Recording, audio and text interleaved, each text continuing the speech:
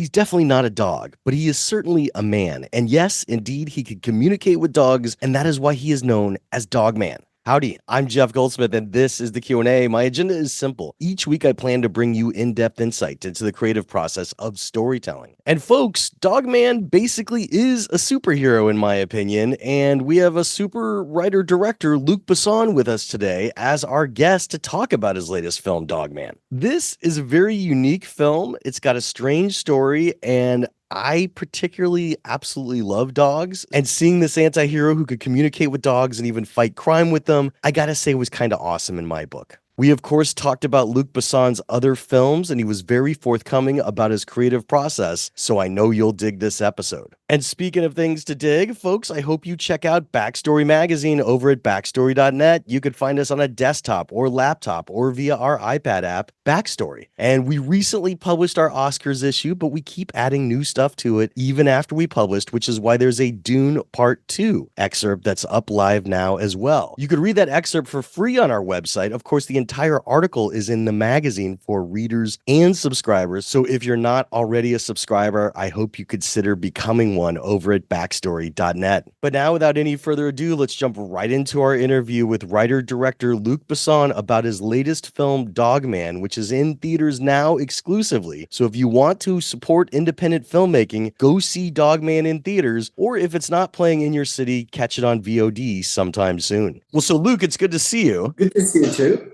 The last time that we did a Q&A together, it was for Angel A, and it was in Beverly Hills, and the lights went out because the power went out for the entire block, and everybody stayed in the theater and held up their cell phones, and we kept going, and it was a great. Yeah, I remember.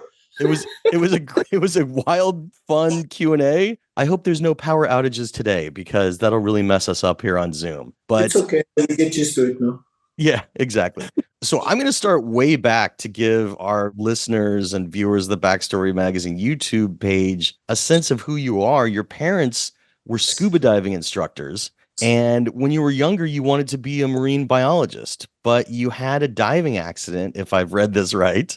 That's right. And it was at that time that you discovered film because you didn't even have access to a TV until you were 17. I'm curious, did you ever go to a movie theater when you were a kid? No, I think my mom bring me to the classical. The first one I remember is Jungle Book for sure. And I cry for a week, and I want to be erased by a bear and the panther. And I couldn't sleep in my bed anymore. I was sleeping on the ground, preparing myself, for the jungle. I was like 6 or 7, and I was really touched by the movie for sure. But when I was a little later, adolescent, the first cinema was at like 20 kilometers, like 18, 20, 15 miles. And it's a small theater, one screen.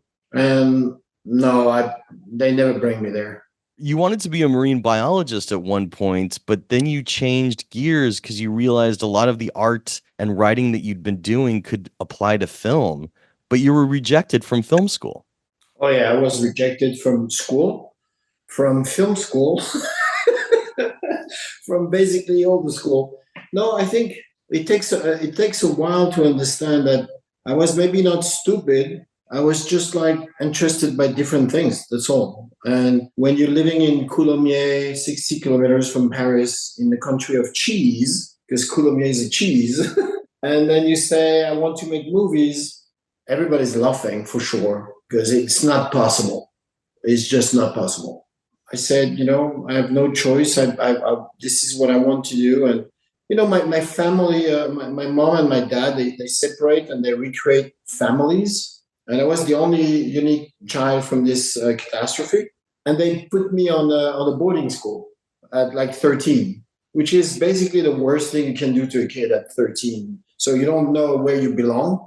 And that was tough. And then I got this accident, and the doctors say I couldn't dive anymore.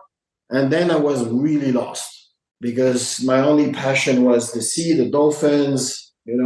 When you learn that, okay, even this you cannot do, you lost. And I was like 16, and I don't know what to do. So I take a piece of paper and put a line in the middle of the piece of paper. And on the left, I put what I like. and on the right what I don't like.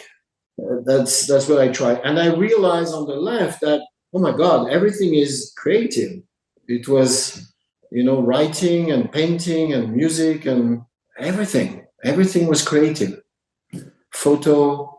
And I said, oh, maybe I should do something in a creative area, but I didn't know what or how. Or my grandfather was a painter, but unfortunately, he doesn't give me his talent. And I realized that okay, maybe I was interested by a little of everything. Literature, poetry, photo, everything. And in a way, cinema is a little bit of everything. So I said maybe cinema. And then I tried to find out, and there's this friend of my stepfather who was a young producer on short films. He said, if I'm going to do a short film this weekend. If you want to come, I said, yeah, thank you. Why not? So I take the train, arrived in Paris, went on the set. I have my little paper, and there's this guy from the with near a truck, an electric truck. And I asked the guy, I said, excuse me, where do you know where's the shooting? And the guy has a little cigarette and he say, follow the cables. And I watch on the ground and I say, oh my God, there's all these cables going inside the building. And then I follow the cable. And it was almost like a baby and the wire going to the mother. And I follow. And then at the end, it was full of light because there's lots of projectors. And the temperature was like 10 degrees more. And everybody was dressed in the 12th century. And I said, oh my God, what is this thing? And then there's this girl, an assistant who comes. She was I was 17, she was 25. She said, what's your name? Luc. Okay, you're here to help for the movie? Yeah. All right. Can you take all these boxes and take the boxes and put the boxes here and then take this guy and put the guy over there? Okay. And then I start, and I was amazed that they didn't ask for anything more. Just the fact I was here for the movie. That's it. The movie was the king. Do you want to serve the king? And if you say yes, they say, okay, you're with us. And then suddenly in one day, I was almost like, I have tears in my eyes the entire day. And it's my biggest crush. I fall in love literally. And I never left the movie organization since then. From 17, I went back to my mom 2 days after, and I said, I know what I'm going to do. I'm going to make movies. She said, you're going to finish school first?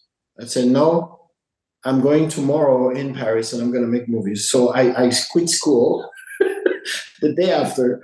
I was a little bit crazy. I left school and just went, and that's it. And for 2 years, I was not paid, but I was the best guy for sandwiches and coffee and boxes. I was kind of like, healthy and big. So it was very helpful because, I can do a lot of things. And that's how they adopt me. And then that's how I start.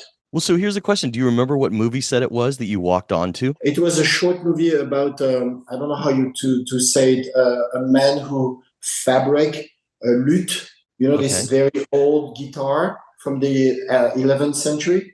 And it was about this man. At one point, I know that you came to the United States for about 3 years when you were younger, and you wanted to do film stuff here. What was that experience like? That was just after, in fact. At the time, because I'm old now, at the time when you're in school, they give you, I don't know the name, but you have a correspondent, someone you write letter, and they write you letter back. So at 15 and 16, I was writing to this girl who is living in Los Angeles, and we exchange pictures. But, you write a letter who arrives 6 weeks after, then she answers you. And one day I say, I'm going to come to visit you in Los Angeles because I want to see Hollywood. By the time I arrived, in fact, before she received my letter.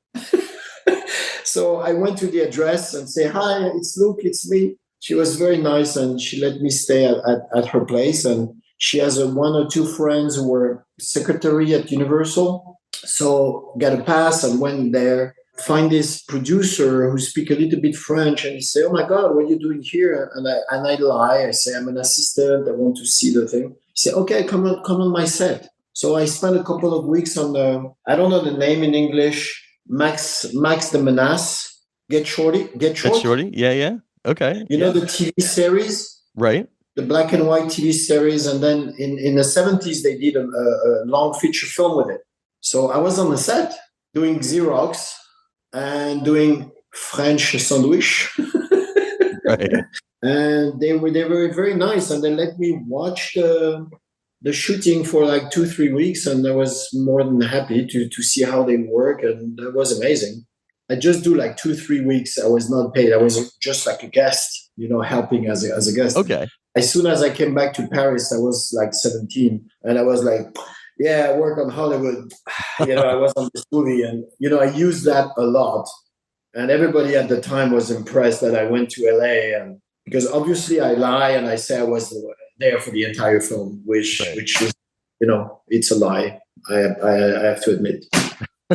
I mean, you got to exaggerate a little as a storyteller, so it makes sense. I'm curious how you started getting into writing, though, because you're a very prolific writer. You have 67 produced screenplays, and I'm sure even more unproduced, as every writer has. What were some of the things that you remember learning about screenwriting in your early days before you made The Last Battle in 1983? I started writing at 14 because I was in boarding school, and my mother was living in the middle of the forest Hmm. at 12 kilometers from the first town. So believe me, you're lonely. And my stepfather doesn't want the TV, and he doesn't want music. So I don't like alcohol. I never take any drugs in my life. I never drink. And my only way of escaping was writing, because I just need a paper and a pen, and then I start writing. But at the beginning, I was not thinking about movies. I was just writing my everyday life. And then I start to write stories, little stories. And then at 16, I started writing a thing called Zatman Blero, which became The Fifth Element. I started at 16. So I wrote 400 pages, throw it on the garbage because that was not good. So I wrote 400 more. Because when I open my window, I see cows. And believe me, I want to take a cab and fly away. That's how it starts. I just dream about this cab driver coming with his car in the front of my house, in my window, and then I jump in it and then go. I was living in my fairy tale, in my imagination. It's one thing to write prose, but it's another thing to write a screenplay. Did you know much about screenplay format when you were writing The No, Last Battle? no. The first, just before the last battle, I started to write a couple of things, and I went to the CNC, which is the Center of National Cinematography, when I was 17, and the guy was kind enough. He explained to me a little bit, because you can have subvention. Like if you give your script, they can help you a little bit. You have to let 20 samples of the script, which is very expensive at the time. And I said, do you have some samples so I can see how a script is written and everything? And he told me, he said, every time we refuse movies, 29 samples goes to the garbage. They keep one. So he said, go in the courtyard in the garbage, and then you will find tons of script. So I went down and then I opened the garbage, and I take like 15 script from the garbage, and that's how I learn, from the That, garbage. that's a great way to learn. Did you ever end up reading some of the classic scripts? Did you ever get access to scripts by movies that you wound up loving, or was it really No, just the garbage scripts were enough in the beginning? no. All the scripts I've read was not good. I understand why they refused them, Right.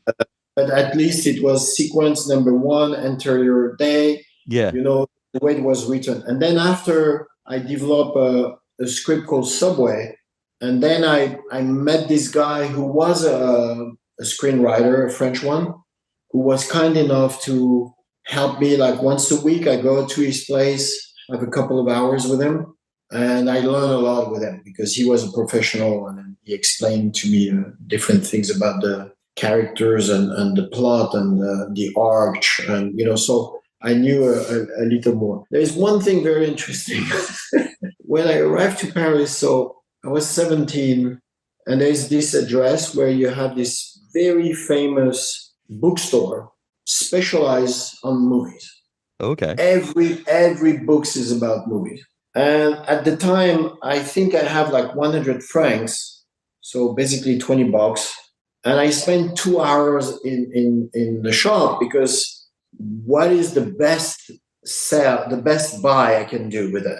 At the end, I bought the phone book for movies, like all the producer, distributors, laboratories with the name and the address. And I have figured that maybe it's the best investment I should do because I will have all the address of it. I take that and I still have like 5 francs. And I say to the guy, do you have anything for $2? And the guy like, go to the end over there. There's this big basket of books. I was obviously not the first one. And there's this big basket with used books. And I watch all of them. And a little one, very tiny little red book called Treaty of Directing with little drawings and things. And I say, okay, so I took this, went back home, read it once, get a headache, because that was like, what? The axe, the camera, the angle, the thing. It was kind of like complicated, tiny little book. And so I read it a few times. And at the end, I said, God, yeah, that makes sense. And I learned a lot of things in this little book. And then I forgot about that. And then 15 years later, I find a box because I was like going to another house. The book was written by the guy who did Potemkin. Oh, okay. Sergei Eisenstein. So I realized 15 years later that I learned directing through Eisenstein without noticing. It was very funny. 15 years later, I produce Louis Leterrier's first movie. And I tell him the story and I offer him the book. That's great. Did you ever get the book back or did he keep it? I think I have it. I still have it. Okay, good. The drawing was made by hand, by himself, by him. And everything was there. All the rules, the simple rules of movies, going from a close-up to a large, to the angle, the axe, everything was there. Sergei Eisenstein, kids, look him up. He's worth your time.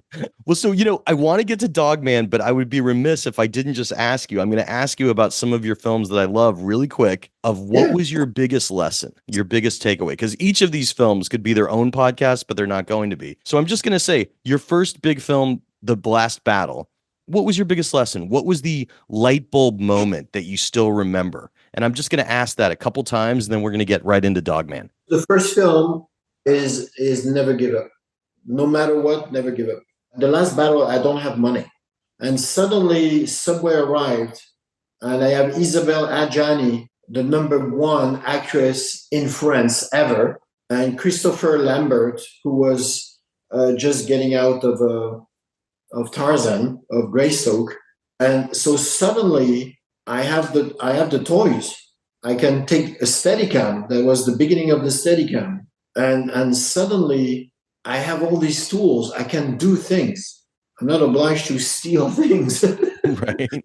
And the lesson on Subway was, no matter the money, if what you're saying is not interesting, it doesn't matter. So I realized with Subway that it was better to have money, but it doesn't change anything.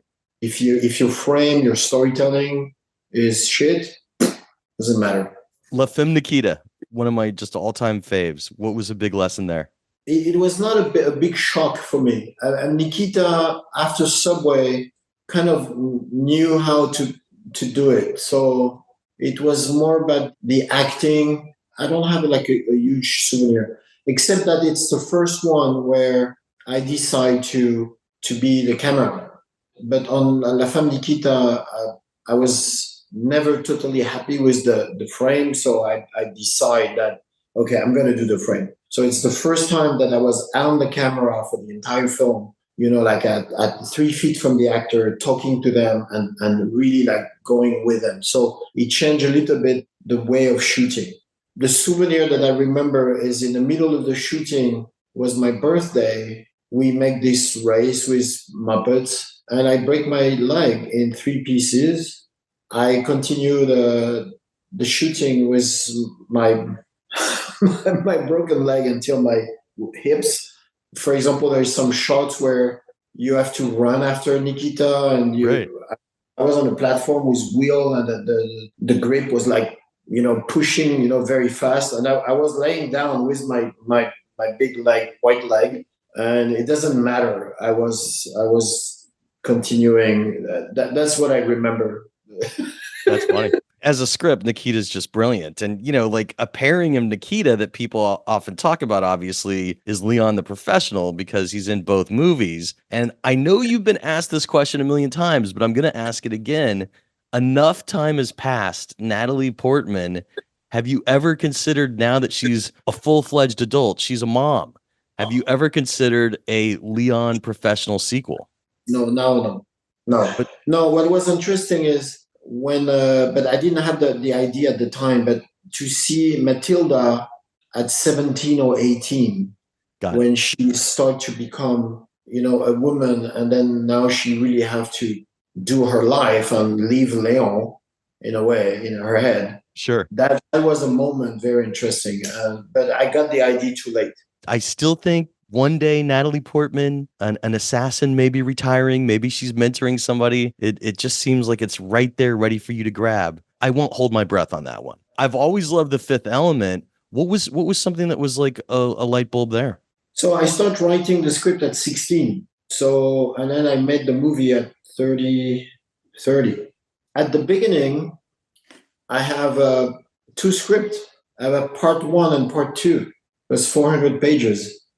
But my producer, Gaumont, they don't have the guts to do it at the time because no one was doing it. Right. Now they do it all the time. Yeah. At the time, I try to sell it and say, guys, if we do the two in the same time, it's going to be cheaper. Yeah. But they say, yeah, but if the first one doesn't work, we're in the shit for the second one. And I couldn't convince them. So I reduced the script and make it in one. And I always have a little regret with that because, the two parts were really fun. I hope you publish that one day. I think people would be interested to see the full version. Yeah, almost like a book, because when I meet Bruce Willis, that was something I will never forget. The how this guy he was so gentle, so open with me. He has a reputation to be hard, but honestly, he's hard if you're not honest. If you're honest, if he can feel you, he knew I was in love with my story, and he was just an angel with me, an angel for the entire shooting. When we shoot, I make a deal with him because usually he go back to the trailer. You have to do a 30 minutes warm up, a 15 minutes warm up, a 5 minutes warm up. And at the beginning, I said, I do one shot every 7 minutes. So he spent the entire film sitting on a box near the camera with me, playing cards with the hairdresser. Right. They were playing cards, and he was with me all the time. It was so nice. And you could tell he's invested in the movie, and probably it is by being. He was invested. He was nice with everyone on the set, cracking jokes all the time. Here's something I've always been curious about, and I love it because you're such a great writer and you write so much that you don't have time to direct everything. And I've always thought it's wild that you wrote movies that have become literal franchises like Taken, Taxi, Transporter, and you didn't even direct them. Was there just ever a possibility that you would direct any of them, or was it really just a script that you're like, oh, I can't wait to see what someone else does with this. I'll just be a writer. I'll be a producer. I mean, honestly, you can make a movie every 2 years, and I can write 5, 6, 7 scripts per year. And that's all what I'm doing. I wake up every morning around 4:30. It's my drug. I sit down, I take a tea, I put some music, and I'm writing. And I do that since I'm 15. I'm writing every day, in holidays, on Sunday. It's my job. I need it. It's like the people who need to do 1 hour of sports every day, otherwise they don't feel good. Yeah. So suddenly I have like 2, 3, 4, 5 scripts, and I love movies. So friends of mine are here, then Louis Leterrier, and another one, and then Megaton, and yeah, do you want to do this? Oh yeah, my God, I love it. Okay, go do it. That's great. So it's very easy, and the one I choose for myself is when I have the feeling maybe I'm gonna bring something that the other won't bring. Like, for example, the Big Blue, you have to spend 22 weeks underwater. Right. That's for me. That's for me. Yeah. If we go in space, that's for me. Because my imagination, I see the thing, so it's for me. Taken, for example, I won't make it better than Megaton. When he did the 2 and 3, Right. I won't make it better. Louis Leterrier, when he did this movie that I love, I don't know the title in English, Unleashed, with Jet Li and Morgan Freeman. Yeah. One of the first film of Louis. It's a brilliant film. He make a brilliant film. I can't make it better than that. So I'm happy to share. I think it's great. I think it's awesome. Last question before Dogman. What's the one that got away? What's a script that you love that maybe even to this day you still hope might be produced one day that you just haven't been able to get set up? Is there a project like that? Yeah, there is one, but I can't tell you. Of course. Okay. Well, that makes sense. No, I can't tell you because That's fine. That's fine. Whatever it is, I hope it gets made one day, and I am here to discuss it. It's a huge sci-fi film. It's a sequel of of a movie who exists, and Right. I will die to do it. How long ago did you write it? No, I wrote it like here and little bit here and here, because I don't want to go too far, because I don't know if one day they will say yes to me or no. I hope. Okay. I ask once, they say no, very gently, but I will try again every year.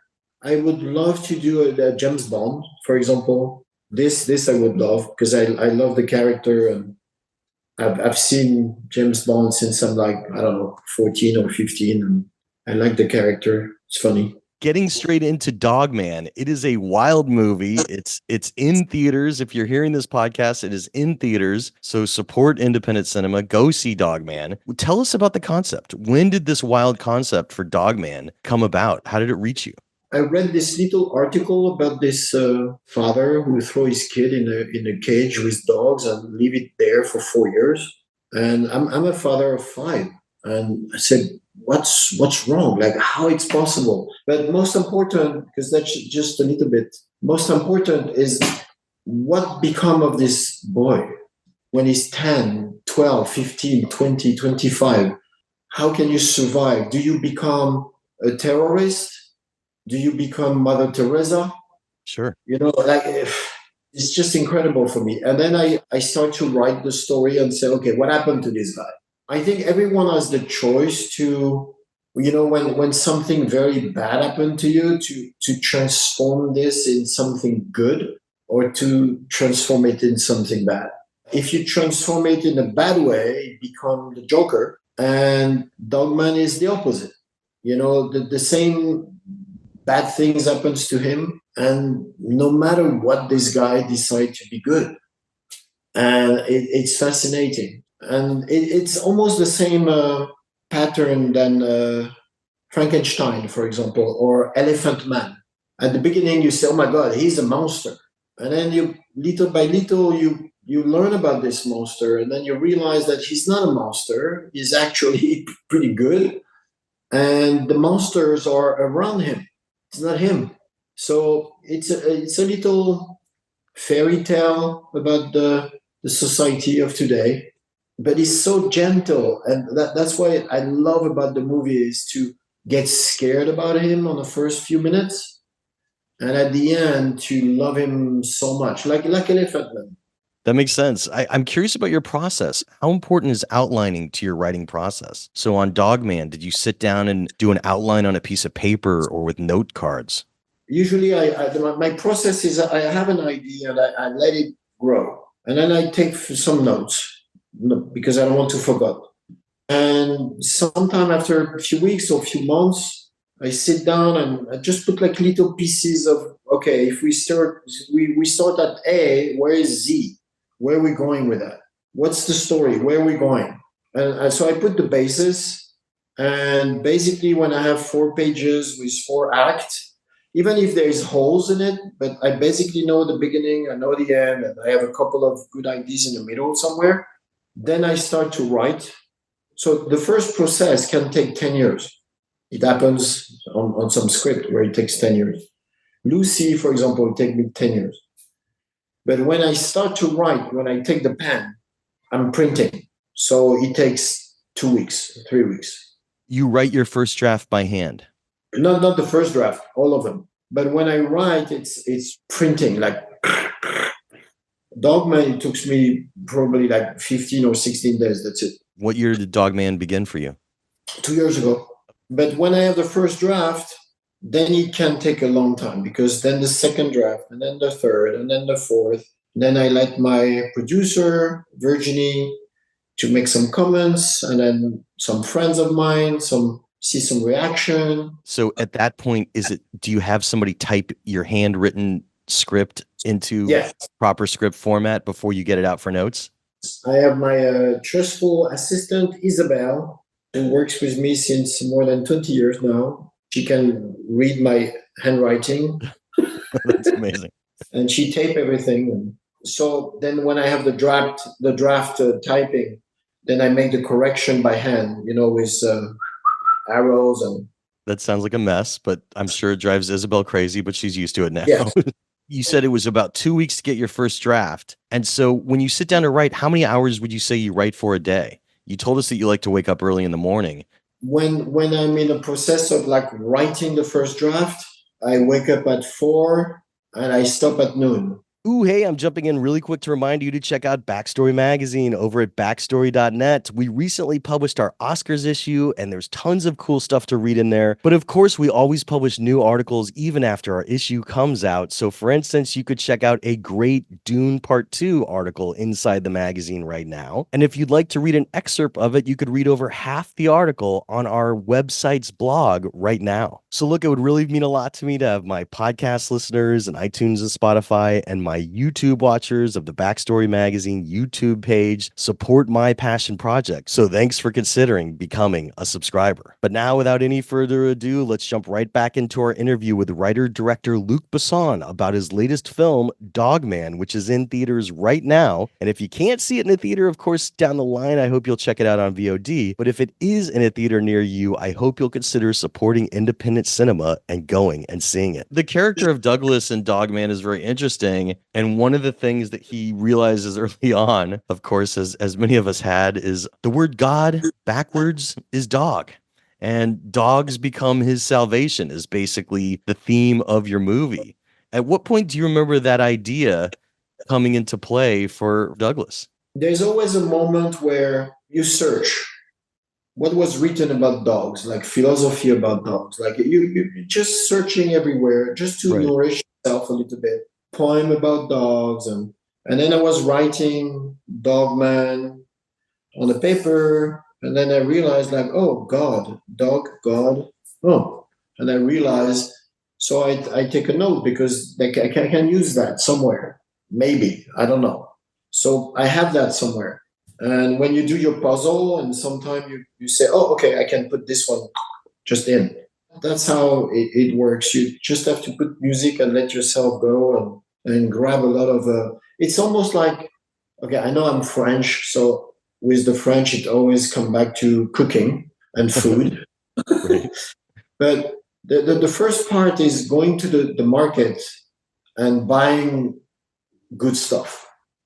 Oh, the tomatoes. Oh, okay, I take some tomatoes. Oh, the fish looks good. Oh, okay, I take the fish. And then you bring everything, and then after you decide what can go with what and what you should do, and then you cook it, you start. Here's the magic question, because a lot of writers have described different versions of what you've just described, in which they have often notebooks with their ideas, which you just described as ingredients. But sometimes when you're filling up a notebook, you're forgetting some of those ideas. How do you make sure that there's not a good ingredient, as you just said, or one of those philosophical things that you forget by the time you're writing because you have so many ideas scattered all over the place? I have a rule. If I forgot it, that was not so good. That's a common rule that other writers have answered as well, which I think makes it a golden rule. But here's another golden rule, Luc. It's that most directors suggest do not film things with animals. And you are going for a movie that doesn't just have one dog in it. You have multiple dogs. Dogs could shut down your day of production. They could make things nearly impossible because you need well-trained dogs specifically for this. Was there ever a hesitation of personifying Douglas's best friend as one dog or having it this large team of dogs? Because that's a very difficult task. I know, but I never hesitate. For me, it was the only way to make the film. We have 124 dogs, Wow. and four comes from Los Angeles. They were very trained animal, and the other was put in a big group in France. And you just have to deal with it. Sure. It's like when I did the Big Blue, you're gonna spend 22 weeks on the sea. You never know how the sea will be. The wind comes from north, from west. It's the storm. It's flat. You deal with it. You have to deal with it. So with Caleb, for example, we went every morning. There's a big park where they on the morning they spend 1 hour all together. We went there every morning, laying on the ground, and then all the dogs come and lick you and Right. okay. And then you make friends, and then you realize, oh, okay, this one like this one. Oh, okay. Oh, he always sit down next to the other one. Okay, good. This one is a marshmallow. He's coming and licking you. Right. Okay, good to know. This one is curious. This one is not. This one is sleeping all the time. And then basically you know your team, you know? So when you come in the room, okay, I'm going to put Sleepy here, the leaking one over there, and the two friends, I'm going to put one here and the other friends here. So I know this one will cross the room to go to see his friend. It's like organizing a birthday party with 8 years old and you have like 108 years old in the room. You have to deal with it and try to organize so miracles can happen. It happens, for example, there's few scenes where I put all the dogs in it. I put like 4 camera and I ask everybody to leave, even the trainers. And we let the dogs for like 15 minutes. We shoot for 15 minutes just without us. Some shots, some few seconds here and there were like amazing. You know, you can't even think that you will have that. You have to deal with it. That's all. What was your budget and schedule? Budget, I don't remember. Less than 20 for sure. Okay. Something between 15 and 20. I don't remember. Okay. 12 weeks, I think. Oh, wow. Okay. Podcast listeners and iTunes and Spotify and YouTube watchers of the Backstory Magazine YouTube page, we are now going to get into the spoilers. We're going to talk about the intricate scenes in DogMan. So if you have not yet seen it, it's in select theaters March 29th, and then it expands April 5th. And of course, it will eventually be on VOD, but try and go support it by seeing it in theaters if it's playing near you. But you've been warned, we are getting into the spoilers right now. One of the things that caught me immediately about your script that was interesting was the flashback nature of it. When did that come to you? The idea that Douglas is caught with a truck full of dogs in the beginning, he's bloodied, he's in drag, and basically the story's going to unravel in this long series of meetings with him and a psychoanalyst who's trying to figure out exactly who he is. I think if you tell the story in order, the story is not interesting. You have to start by the monster. You know, so the first scene is like, oh my God, who is this monster full of blood dressed in a dress? And so then now I caught you, and then you say, what happened to this guy?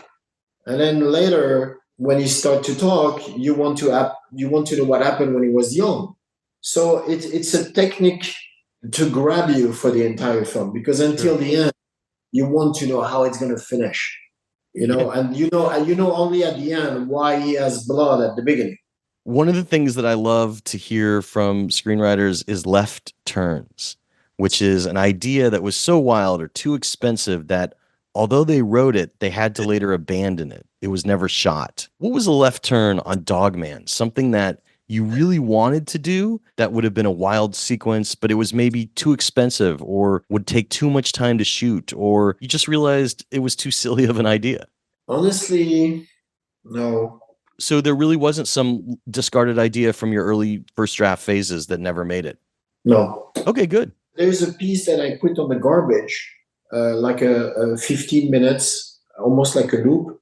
when you don't have the image, when you're on the script, you don't have the image. So you think you need to see more of this or more of that. And then when you edit the movie, you said, I got it. I don't need that. So on the second half, yeah, I cut 15 minutes. There's few scenes here. Like, for example, when he goes to see Verdugo, it's pretty clear that, like how he can help the others. I have another scene where he was helping somebody else, but the scene was less impressive than the one from Verdugo. So I don't need it. But on the script, it works. But on the reality after, so I shot the scene, but You I cut it. put it in the garbage almost the first day. You can see right away that, you need to take like 10 minutes out of here. Well, it's a good lesson in screenwriting that redundancy is the easiest first cut. So, I mean, that makes sense to do that. No, I have this experience on the Big Blue where on the paper, I need to make understand that the two protagonists, Rosanna Arquette and Jean-Marc, I need to show that they fall in love, but they don't talk so much. So I wrote like 2 or 3 scenes to make understand that she fall in love with him. And what was funny is the first time they met on the scene, and it's in slow motion, and he's coming and she's coming, and they look at each other. And on the first shot, you understand. Right. So I don't even shoot the 3 other scenes because we knew in one shot, yeah, we understand that the girl fall in love with the guy. That's it. It's okay.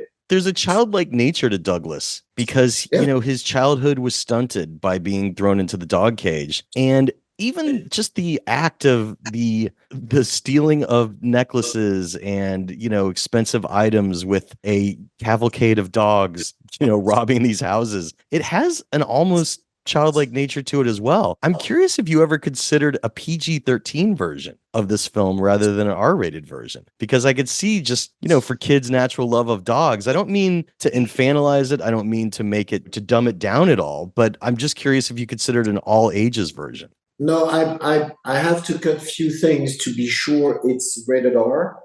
The dogs at the end, I can do a NC-17 if you want. Wow. Okay. I'm curious, at what point did you realize that Douglas would be a successful performing drag queen? When he's talking about it with the therapist, they are talking about the concept of disguise. And they say that sometimes it's used to conceal what you don't want seen. And so it almost gives Douglas a second life to hide behind. When did that idea formulate? Since the beginning. I talked with a couple of friend of mine who are in wheelchair.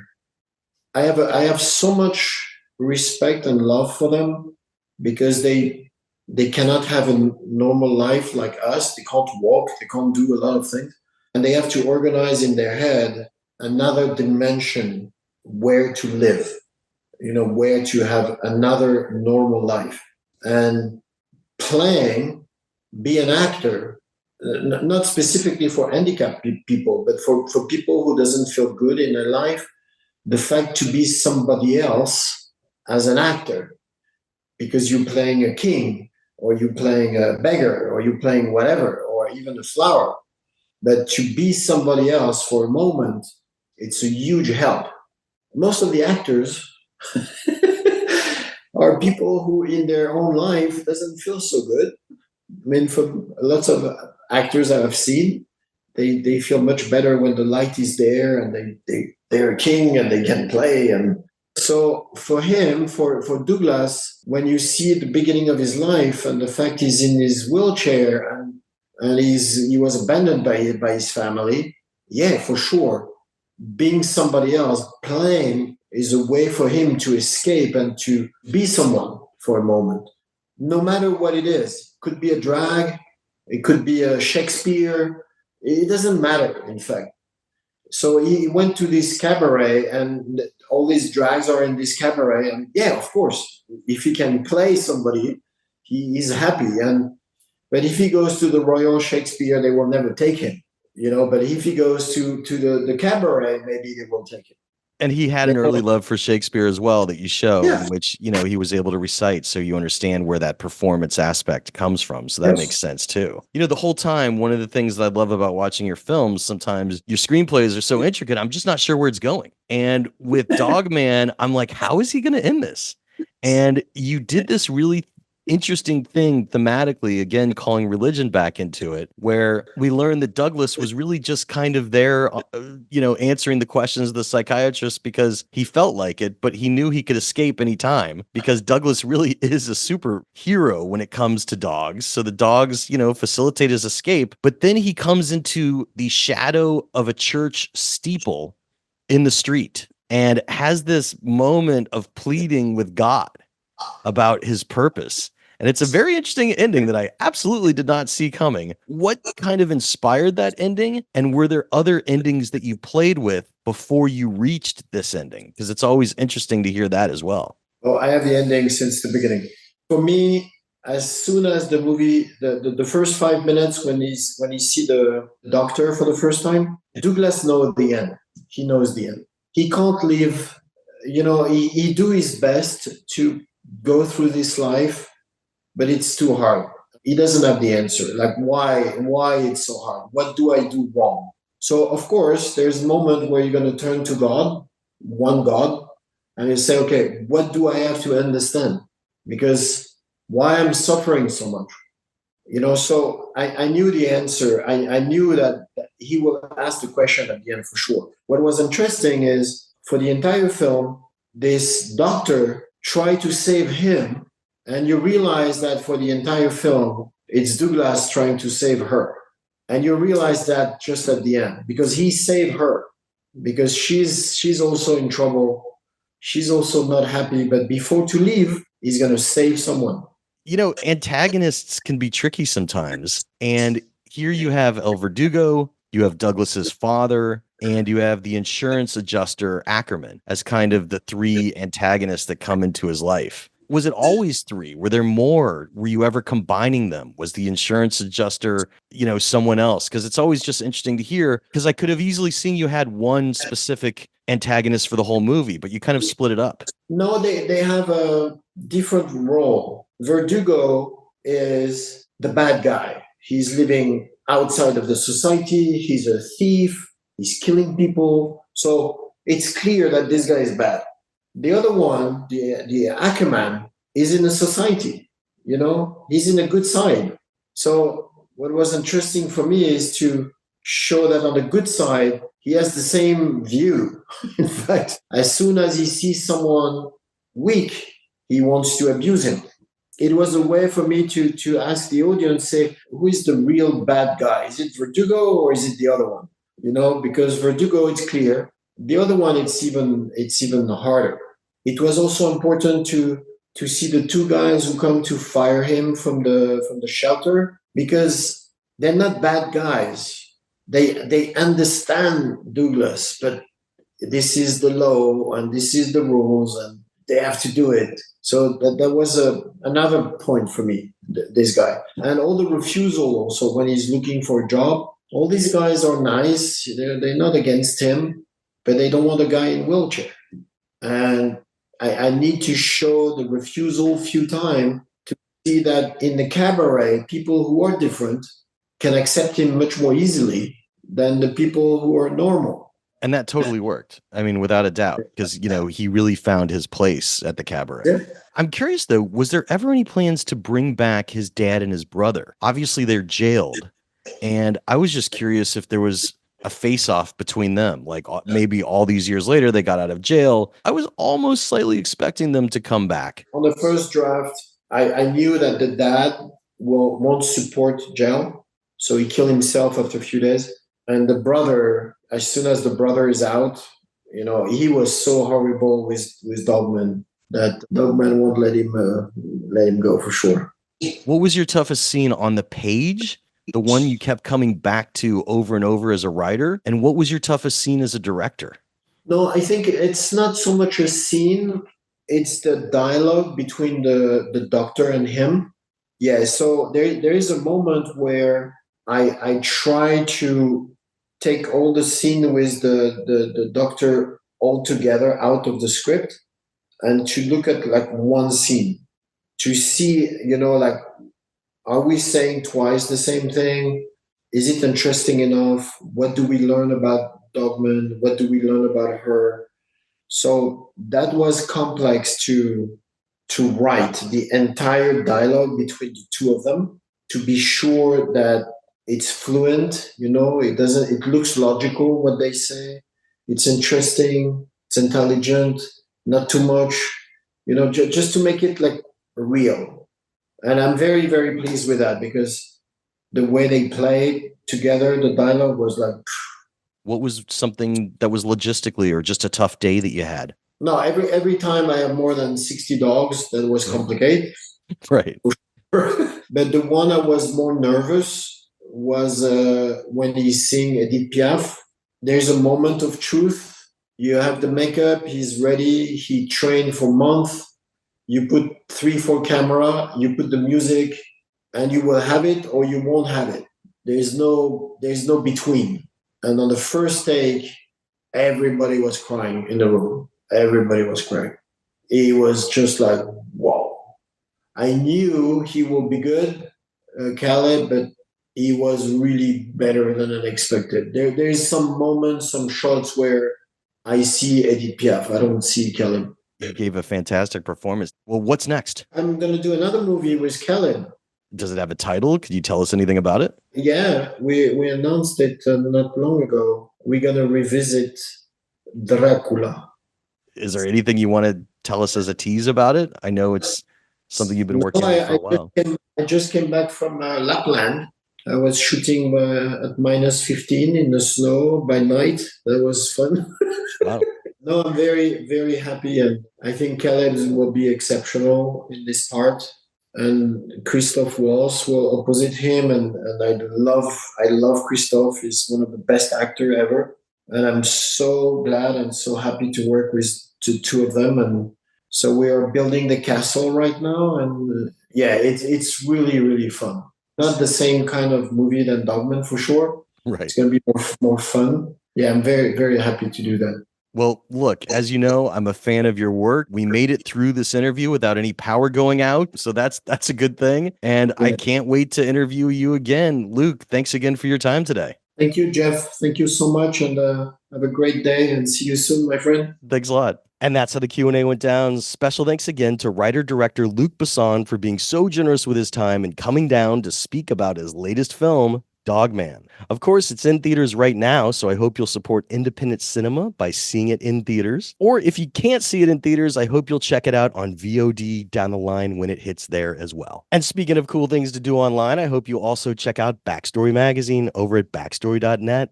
You can read us on a desktop or laptop or via our iPad app, Backstory. And we just published our Oscar issue recently, but we always publish new things as well. You could read a free excerpt on our website's blog right now of Dune Part 2. Of course, subscribers could read the entire article inside the magazine. So we always publish new articles even after our issue comes out. So look, it would really mean a lot to me to have my podcast listeners and iTunes and Spotify and my YouTube watchers of the Backstory Magazine YouTube page support my passion projects. So thanks for considering becoming a subscriber. The Q&A with Jeff Goldsmith podcast is a copyright of Unlikely Films Incorporated in 2024. All rights reserved. Folks, if you want to find me, you could find me as Yo Goldsmith on Twitter or Backstory_mag on Twitter. You could also reach out to those same handles on Instagram, Yo Goldsmith or Backstory_mag. And I have a Facebook fan page. Of course, you could email me anytime at backstoryletters@gmail.com. That'll get to me as well. I'm Jeff Goldsmith, the publisher of Backstory Magazine and the host of the Q&A. Thanking you for tuning in and telling you to stay out of trouble.